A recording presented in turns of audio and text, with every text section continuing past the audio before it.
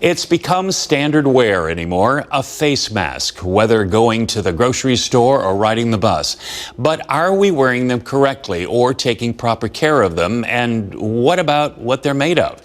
Here this morning is Mary Clifton, a doctor of internal medicine in New York City.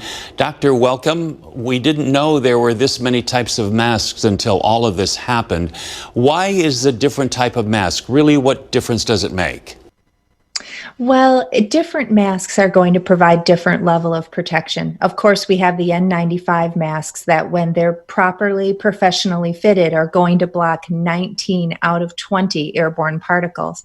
But then after that, things become, less reliable, and study after study shows that it depends on the fit and on the different products that you're using to make the mask to assure that you have a high quality mask. So you can start with a bandana or a scarf. One layer of fabric is a good start. But then what I really prefer is when there's multiple layer of fabrics that have some additional built-in filtration so that you can start to block a significant number of airborne particles. Tell me some of the material that you should use and some of the material that forget it, it's not worth it.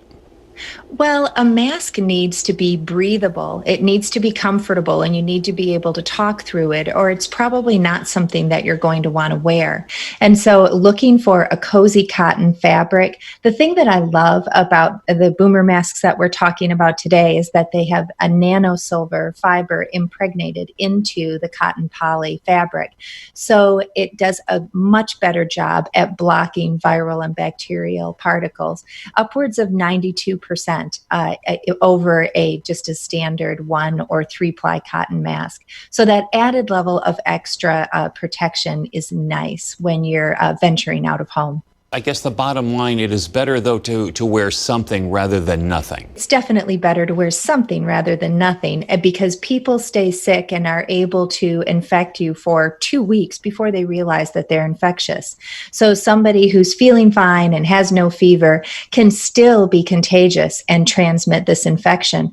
And similarly, you can do that to somebody else. So it's a good idea to cover your mouth. That reduces your respiratory droplets and aerosolization. But also covering your mouth reduces the likelihood that you're going to breathe in somebody else's aerosolizations. So it provides that added level of protection for you and your family. We've seen, so many people making their homemade masks, maybe even out of a t-shirt, which I've done. And I'm wondering, is that really worth it? So finding a mask that's comfortable and breathable, but also is effective in filtration is tricky. It does take a little bit of time and research. And let's talk about the proper fit, because I know that on another mask that I have, my glasses start to fog up and then it becomes difficult to see. So there's kind of all these other things that go into it. But wearing it properly I have a bunch is key. of masks here. I'll just take the one on the top. The easiest way to make sure that it fits properly is in the application. Just loop the ear loop around one ear and then put it over your nose and mouth. And then make sure that it fits properly around the bottom. All these spaces where air can sneak in and avoid filtration are important to try to minimize just by making sure the mask fits properly. And then when you're ready to take off the mask, use the ear loops again to remove the mask, and then take it directly to the sink and give it a good 2-minute soap and water wash. If it isn't too dingy, you can just sanitize by putting it in a paper bag and putting it in the oven for 20 minutes.